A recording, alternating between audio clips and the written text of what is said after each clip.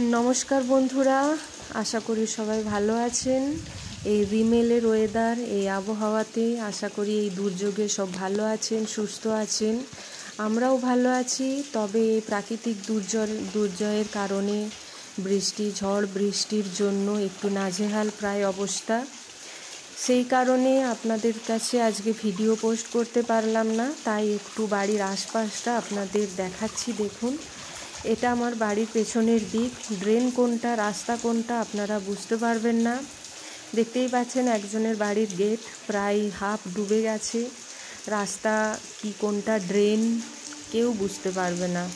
অচেনা লোক রাস্তা দিয়ে আসলেই কিন্তু ড্রেনে ঢুকে যাওয়ার চান্স একদম বেশি।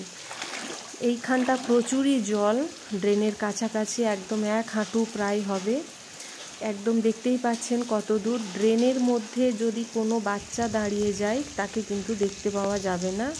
ড্রেনটা খুব ডিপ, এটা হাই ড্রেন, পৌরসভার যে হাই ড্রেন, হাওড়া মিউনিসিপ্যালিটির হাই ড্রেন। একদম একটা বড় মানুষ যদি দাঁড়িয়ে যায় 6 ফুট, ওর একদম গলা পর্যন্ত চলে যাবে।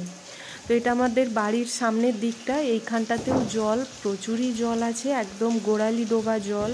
গোড়ালি ডুবেও আরও পেরিয়ে যাবে, একদম বাড়ি থেকে বেরোনোই যাবে না। জল যেমন নোংরা তেমনই দুর্গন্ধ, আর তেমনই বৃষ্টি তো থামছেই না। প্রায় আকাশ এখনও দেখতেই পাচ্ছেন কি অবস্থা।